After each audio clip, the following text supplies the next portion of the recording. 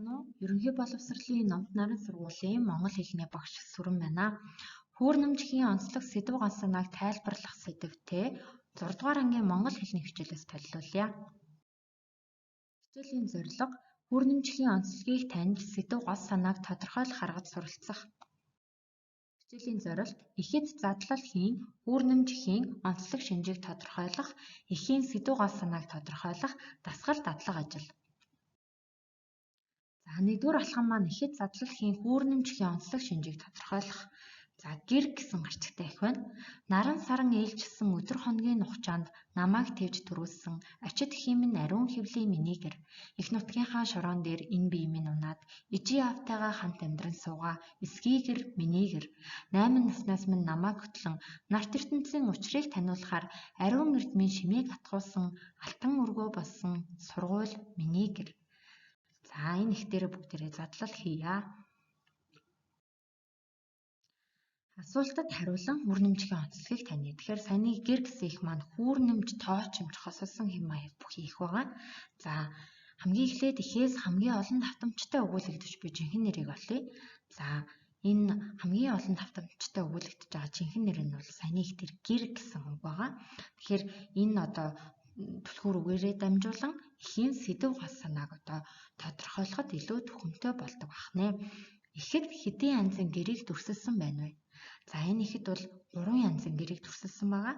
Эхийн хэвлий, эсгий гэр, эрдмийн өргөө гэсэн 3 янзын гэр байгаа. За аль гэр нь шууд утгаараа байна вэ гэж.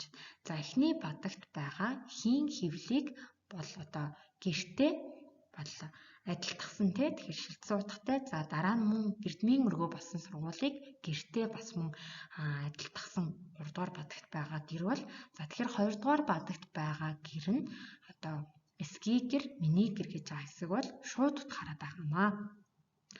За зохицолборуудыг ямар дараалалаар байрлуулсан байгааг бүгдээрээ ажиглая. Эхийн хэвлийд боожсон цагаас эхлэн ээж автайгаа хамт амьдарч буй тоонот эсгий гэр мөн цаашлаад сургуульд орсон үеийг цаг хугацааны дараалалаар байршуулжээ. За тэгэхээр хүүрнэмжийн онцлог одоо ямар эхийг хүүрнэмж гэдэг юм бэ гэхээр аливаа үйл хэрэг явдлыг таниулах, мэдээлэх зорилгоор үйл хөдлөл хэрэг явдлыг цаг хугацаа орон зайн дараалалаар тодорхой сэдв санаанд зангидж өгүүлэхийг хүүрнэмж гэдэг. За хүүрнэмжийн онцлог юу юм гэхээр үйл явдлын хувьд цуваар дараалалтай буюу өнгөрсөн одоо ирээдүй гэсэн одоо дараалалтай байдаг. Цаг хугацааны хувьд мөн одоо чухал одоо дараалсан мөн л одоо цуваа дараалалтай байна. Орон зайн хувьд үйл явдлаа даган өөрчлөгддөг. Өгүүлэмжийн хувьд дэс дараалсан үйл явдлаар одоо хүүрнсэн байдаг. За тухайн эхийн гол санаа гаргахын тулд дэвшүүлсэн асуудал нь эхийн сэдв болж байгаа. Тэгэхээр сэдвээр гаргасан дүгнэлтийг гол санааг нь сэдв ба гол санааг агуулсан хураангуй нэрийг гарчиг гэдэг амаа. За зохицолбор ба доол мөрийн хувьд нэг бүхэл цогц санаа илэрхийлж буй хэсгийг зохицолбор гэж нэрлэнэ. Зохицолборыг доол мөрөөр ялгаж бичиж болох нэ.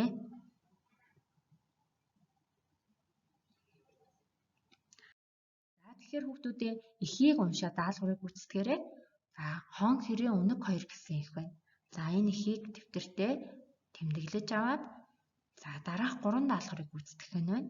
1-р эхийн сэдвийг тодорхойлно, 2-р эхийн гол санааг тодорхойлно, 3-р дээрх их хүүрнэмж их мөн үү? Яагаад гэсэн асуултанд хариулна. За мөн бол яагаад, биш бол яагаад вэ гэдгийг бүтэн өгүүлбэрээр хариулаарай. За анхаарал татсаны хувьд баярлалаа.